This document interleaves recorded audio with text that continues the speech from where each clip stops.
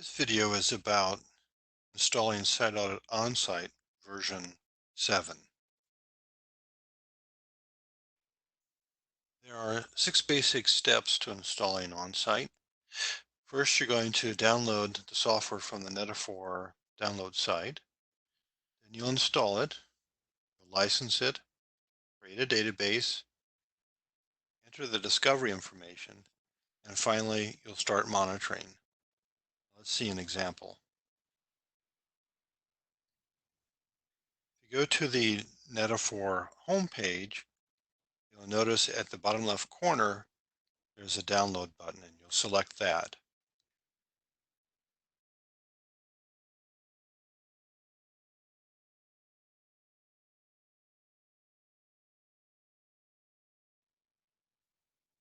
This takes you to the download site, which you can download the setup version that you want.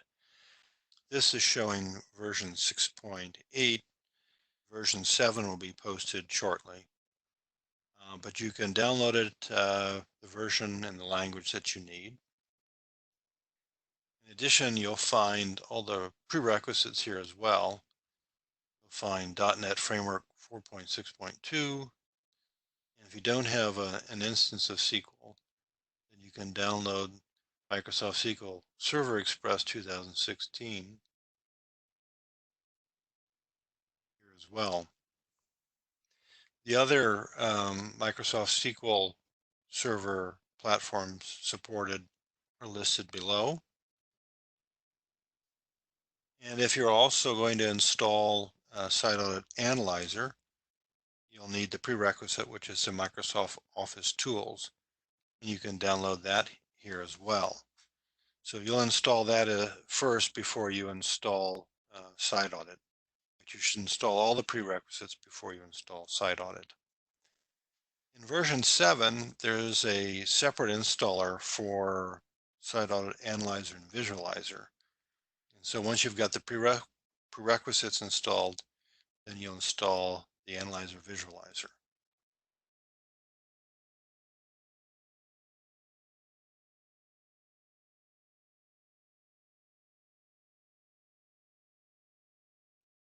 After the download is completed, then you'll go ahead and double-click the MSI file, and that'll launch the install process. So it'll tell you what version and schema that you're installing, the license agreement. And in version 7, there's a new install screen here. If I want just the monitoring service, then I'll click on that. If I've also enabled IIS, I can install the reporting website as well. If I only want the viewer, then I'll uncheck the monitoring service and I'll install only the viewer. If I do install the monitoring service, it also installs a viewer as well. So I'll go ahead and click through here until I get to the final install button, and that'll install SiteAudit.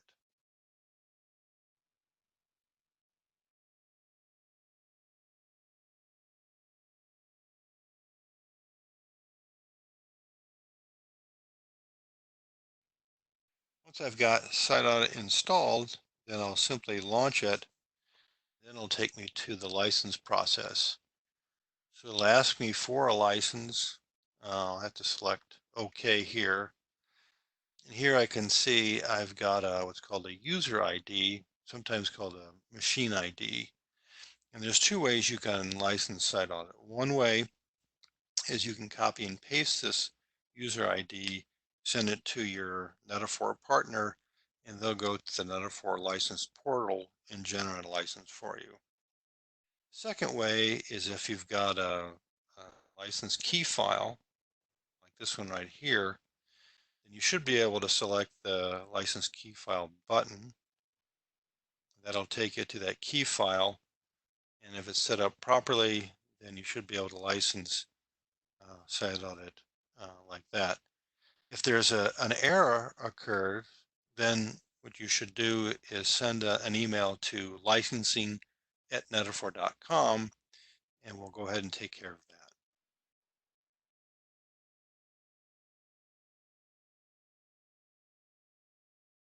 either send you a new license key file, or we'll send you the license itself.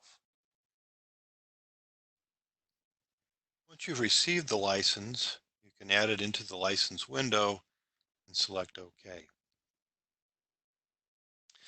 Now, you'll ask you to create a database. And before we do that, we want to make sure that we've configured the SQL instance properly. So I'm going to go to the SQL Configuration Manager. And what I can see here, this is the name of the SQL instance I've got, SQL Express. And what I'll need to do is make sure that the protocols are set here. So first thing you'll do is make sure this is enabled. Uh, and then secondly, you'll need to make sure that the IP addresses are also enabled. Once that's complete, you go back up to SQL Server Services and restart the server, and that'll save everything.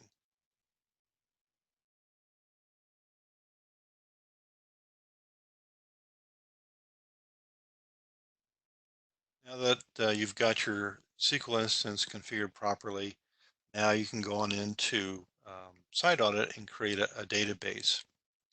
In version 7 of SiteAudit OnSite, there's a few changes. The create a database is moved out into the front window here. Maintenance is also up front, as well as the functional security.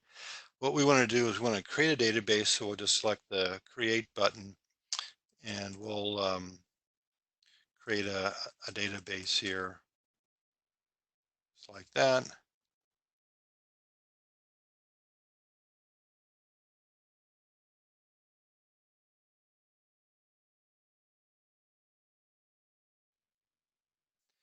And once it's successfully created, then you'll go to the database pull down menu, and it should be the first database that comes up.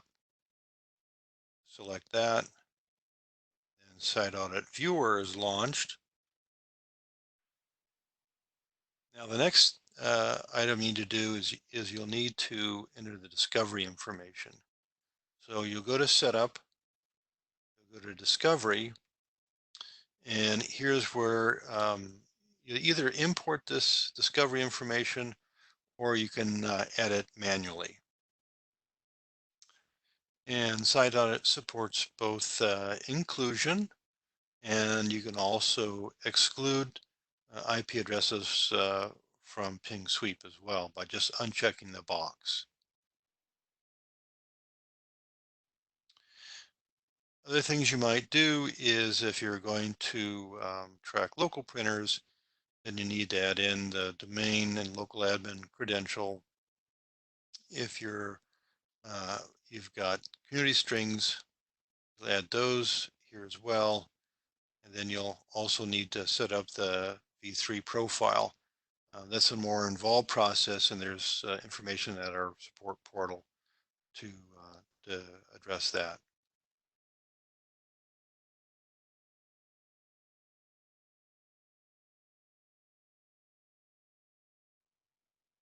So once you've entered in all the discovery information, the last step really is to go up to Tools and start monitoring. Once monitoring has been started, then the tools will say stop monitoring. If it says start monitoring, that means that you'll need to do some troubleshooting. And again, you can contact Netaphor or your partner. And there's also articles at our support portal that'll help you troubleshoot that issue. So once monitoring has begun, you can check the progress by going to diagnostics and looking at the discovery progress, and it'll estimate how long it'll take to complete the discovery. And once you've got devices that have been discovered, you can see these devices in the inventory view. And that's how to install SiteAudit OnSite.